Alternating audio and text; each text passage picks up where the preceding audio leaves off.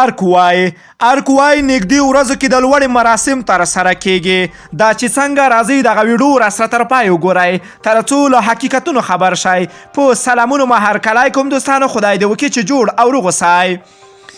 جمهوریت ریاست ویلې چې تمه کیږي په څو ورځو کې د محمد اشرف غني د افغانستان د جمهور رئیس په توګه د وفادارۍ لوړه وکړي د جمهوریت ریاست مرستیال ویان دواخان مینهپال رسنیو ته ویلي ځانګړی کمیسیون به د دغو مراسمو د وخت او ځای په اړه پریکړه وکړي هغه که څه هم د کرنې په اړه مشخصا څه نه دي ویلي خو زیاته کړې ده چې ښایي په نږدې ورځو کې د لوړې مراسم ترسره شي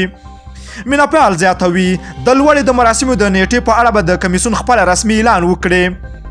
د افغانستان د ټاکنو خپلواک کمیسیون 13 سې شنبه اعلان وکړ چې د دولت جوړونکي ډلې مشر محمد اشرف غني د 50.4 سلنه رای په خپلولو سره د جمهوریت ریاست د تیرو ټاکنو ګټونکی ده خو بل لوري ته ډاکټر عبدالله د ټاکنو نتیجه نه ده منلې او ویلي دي چې یو ټول شموله حکومت به جوړوي د اعلان سره سم د ثبات او همپالنې ډلې غبرګونونه ښودلي دي او په یو شمېر ولایتونو کې خپلسري ګمارنې هم پیل کړي دي تیره ورځ د یاد ډلې مشر یو شمېر ولایتونو لپاره والیان هم ټاکلي وو بل لوري ته افغان ولس هم وروستیو ناندرو اندېښمن کړي او وایي کله هم چې د دوی د پرمختګ هیلې ډېرې شوي دي داخلي کړکېچونه ډېر شوي دي تازه د حامد کرزي په نړیوال هوایي ډګر کې د ثبات او همپالنې ټاکنیزې ډلې د کمپاین مشر علي احمد عثماني هرات ته له سفر کولو منع شوی ده او افغان ځواکونو له الوتکې راښکته کړی ده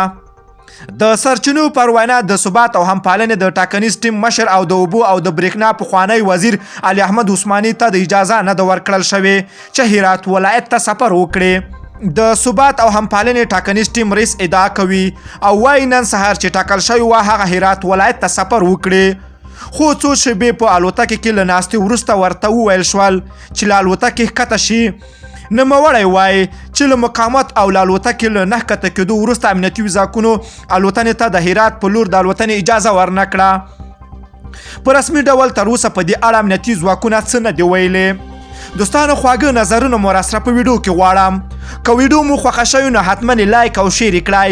که غواړئ له تازه او دقیقو معلوماتو خبر شئ نو د المار پریس یوټیوب چینل حتما در سره سبسکرایب کړئ نور مو په پاک رب سپارم الله مو مل شه ښه وخت درته غواړم